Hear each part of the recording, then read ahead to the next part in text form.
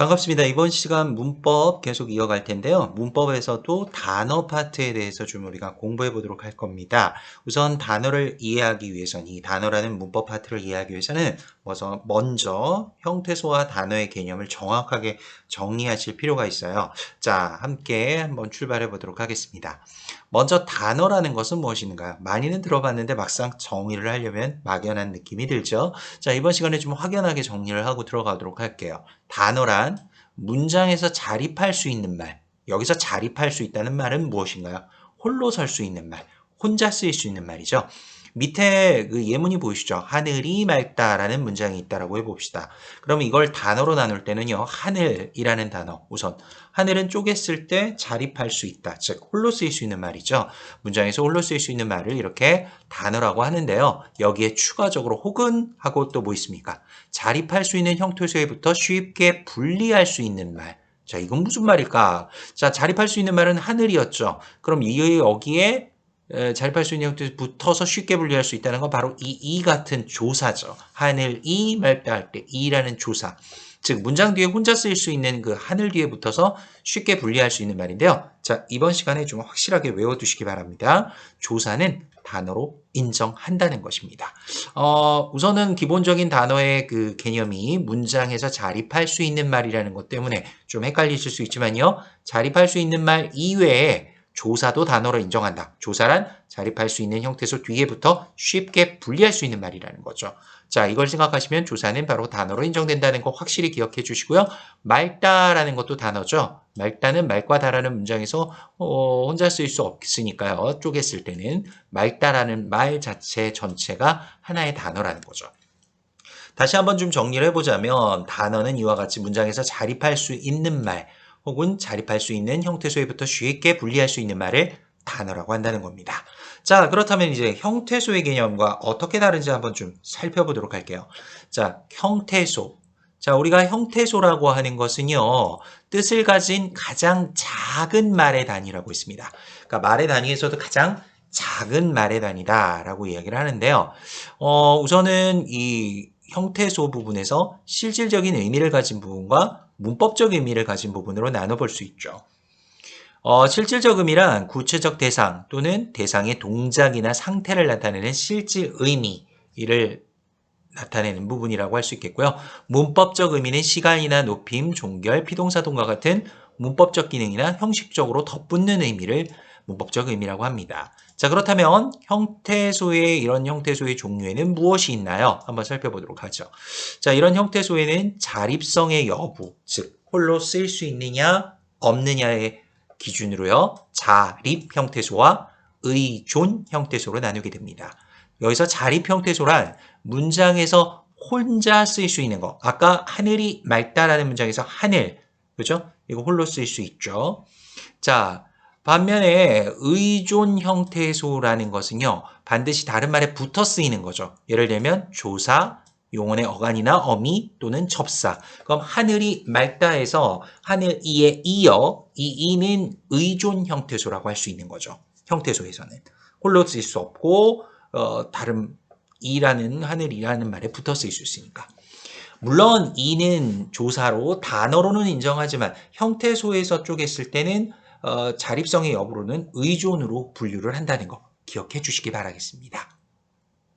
자, 의미의 실질적인 유무의 여부에 따라선 뜻을 가지고 있으면 실질 형태소, 다른 말로는 어휘 형태소라고도 하는데요. 실질적인 의미를 가진 형태소라는 거죠. 하늘이 맑다라는 문장에서요. 하늘은 실질 형태소죠. 이는 다른 말에 붙어 쓰이면서 뜻은 없죠. 의미를 가지고 있지 않기 때문에 그런 경우는 우리가 형식 형태소라고 하는 것입니다. 형식 형태소는 다른 말로 하면 문법 형태소라고도 하는데요. 형식적인 의미, 즉 문법적인 의미를 나타내는 형태소다라고 할 수 있다는 거죠. 그리고 이제 우리가 유의해서 봐야 될 것이 뒤에 이제 형태소 분석 사례를 가지고 한번 살펴볼 텐데요. 자, 이렇게 이론만 설명하는 것보다 직접적인 문장을 한번 분석해 보는 것이 좀 더 확실하게 지식을 좀 쌓을 수 있는 그런 시간이 될 수 있겠죠. 바다가 푸르다라는 이 문장을 한번 형태소로 분리해 보면요. 바다, 가, 푸르, 다 이렇게 쪼개지죠.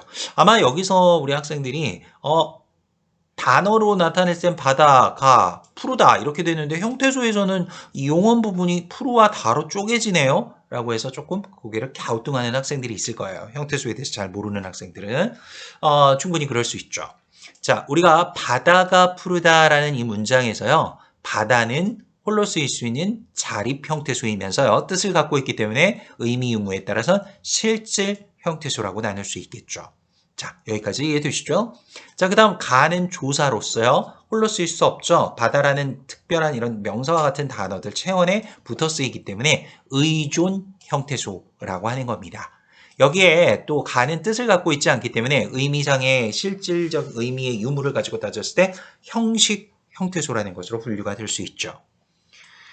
다음에 이제 이 부분이 좀 중요한데요. 형태소로 나눌 때 특히 용언, 우리가 용언이라고 하면 문장에서 동사, 문장, 품사로 나눴을 때 동사나 형용사를 이르는 말이죠.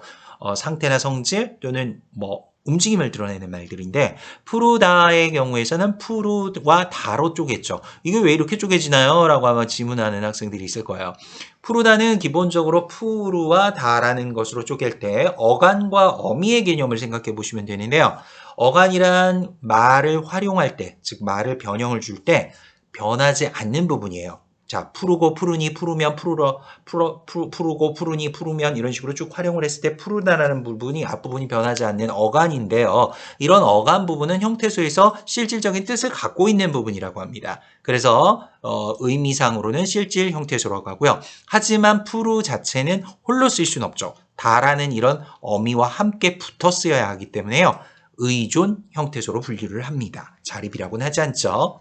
자, 그렇다면 다라는 이 어미 부분, 푸르다의 이 부분은 역시 홀로 쓸 수 없으니까 의존이면서 특별한 뜻을 갖고 있지는 않죠. 그렇기 때문에 형식 형태소로 나누는 겁니다. 자, 여기까지 이해가 잘 되시는지요? 자, 그렇다면 우리가 형태소와 단어의 관계를 한번 좀 살펴볼 텐데요. 형태소는 단어보다는 더 작은 단위죠. 왜냐하면 이 바다가 푸르다를 단어로 나눌 땐 바다와 가, 푸르다 이렇게 나눌 수 있지만 형태소는 지금 보는 바와 같이 바다, 가, 푸르다 이렇게 4개의 형태소로 나눌 수 있다는 거죠. 그렇기 때문에 형태소가 단어보다 훨씬 더 작은 단위다라고 할 수 있겠고요. 하나의 형태소가 단어가 되기도 하지만 보통 2 이상의 형태소가 모여 단어를 형성하기도 한다라고 할 수 있겠습니다.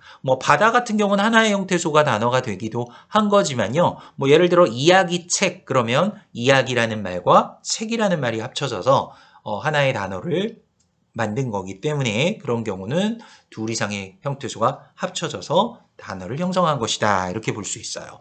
자, 그 밑에 그럼 형태소 분석의 실제 한번 문장을 형태소, 단어와 형태소로 좀 분석을 해볼 텐데요. 동생은 어제 그 이야기책을 읽었다라는 문장이 있습니다. 자, 그러면 여기서 우선 단어로 나누면 동생, 은은 조사는 단어로 나눌 수 있다고 했죠. 어제 그 이야기책, 이야기책은 이야기와 책 아닌가요? 이렇게 이야기하는 학생들이 있을 거예요.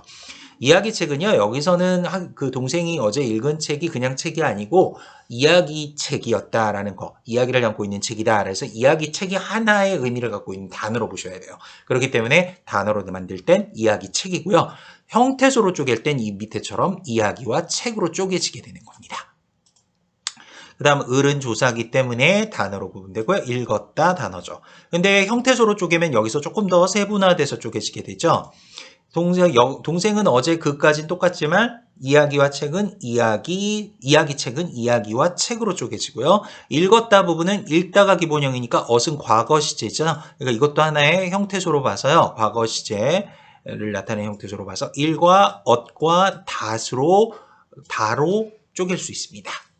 자, 그래서 이제 이 동생 부분은 이 부분을 형태소로 이제 분석을 했을 때 동생은 자립이면서 의미를 갖고 있으니까 실질, 은은 의존이면서 형식 이렇게 나눌 수 있죠. 나머지 부분 참고하시고요. 읽었다 부분만 좀 다시 한번 볼게요. 읽었다의 읽은 홀로 쓰일 수는 없죠. 얻다라는 것과 붙어서 하나의 단어 의미를 나타내기 때문에 의존이면서요. 읽 부분은 어간 부분이니까 이 부분은 실질이라고 했죠. 그래서 용언의 어간은 무조건 실질 형태소다 이렇게 보시면 됩니다. 그 다음에 엇과 다는요 각각 의존이면서 둘 다 의존인 건 아시겠죠? 뜻을 갖고 있지는 않기 때문에 형식 형태소라고 하는 겁니다. 자, 이렇게 해서요 우리가 이제 그 형태소에 대해서 분석해 봤는데 잘 이해가 되는지 제가 좀 궁금하네요. 직접 볼 수는 없어서. 자, 그는 특정한 대상을 가리키는 말로 여기서 그요. 하나의 형태소이면서 하나의 단어라고 할 수 있겠죠. 그래서 읽었다는 한 전체가 하나의 단어이긴 하지만 형태소로 쪼갰을 땐 읽었다로 쪼개짐으로 세 개의 형태소다라고 할 수 있겠습니다. 이렇게 나눌 수 있다는 거 확인하시고요. 자, 그러면 이걸 바탕으로 여러분들 그 교재에 있는 적용 연습 문제라는 게 있을 거니까요. 이거 한번 잘 이 강의가 이해가 됐는지 풀어보셨으면 좋겠습니다. 자, 오늘 강의는 여기까지고요. 전 또 다른 강의에서 찾아뵙도록 하겠습니다. 수고하셨습니다.